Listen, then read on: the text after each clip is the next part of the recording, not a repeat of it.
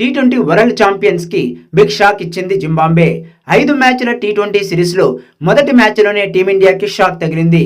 భారీ అంచనాలతో బరిలోకి దిగిన యువ భారత జట్టు మొదటి మ్యాచ్లోనే ఓటమి చెందింది. ఉత్కంఠభరితంగా సాగిన మ్యాచ్లో చివరి వరకు పోరాడి ఓడింది. టీమిండియా బ్యాటర్లు అందరూ ఘోరంగా విఫలమయ్యారు. దాంతో జింబాబ్వే చేతిలో ఫస్ట్ మ్యాచ్లోనే ఊహించని అపజయం ఎదురైంది. తొలుత బ్యాటింగ్ చేసిన జింబాబ్వే 9 వికెట్లకు 115 పరుగులు చేసింది. భారత్ ముందు 116 పరుగుల టార్గెట్ నుంచింది. జింబాబ్వే తరపున క్లై మాదందే 29 పరుగులతో నాటౌట్గా నిలిచాడు. బ్రియాన్ బెన్నెట్ మరియు డియోన్ మేయర్స్ 23 పరుగులు చేశారు.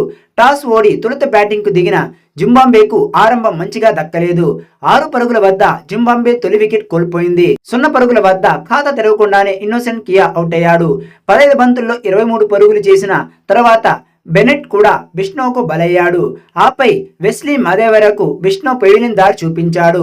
వెస్లీ మెదేవర 22 బంతుల్లో 21 పరుగులు చేసి అవుట్ అయ్యాడు.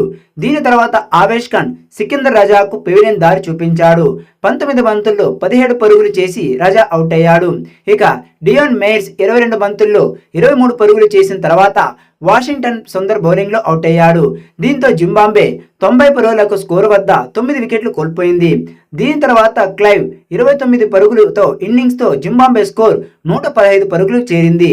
రవి బిష్ణో 4 వికెట్లు, వాషింగ్టన్ సుందర్ 2 వికెట్లు తీశారు. ఇక స్వల్ప లక్ష్యంతో బరిలో దిగిన టీమిండియాకు మొదటి ఓవర్లోనే షాక్ తగిలింది.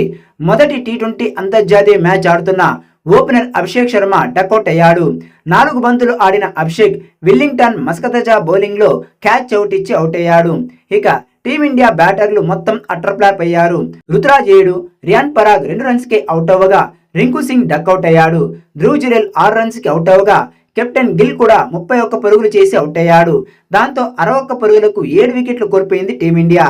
కానీ చివర్లో ఆవేష్ ఖాన్ 16, వాషింగ్టన్ సుందర్ 27 పరుగులతో పోరాటం చేశారు. సుందర్ చివరి వరకు పోరాటం చేసినా కూడా మ్యాచ్ని గెలిపించలేకపోయాడు. ఇండియా 19.5 బంతుల్లో 102 పరుగులకే ఆలౌట్ అయింది.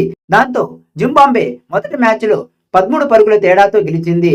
ఇక మొదటి మ్యాచ్లోనే ఓటమి చెంది టీమిండియా 0-1తో సిరీస్లో వెనకపడింది.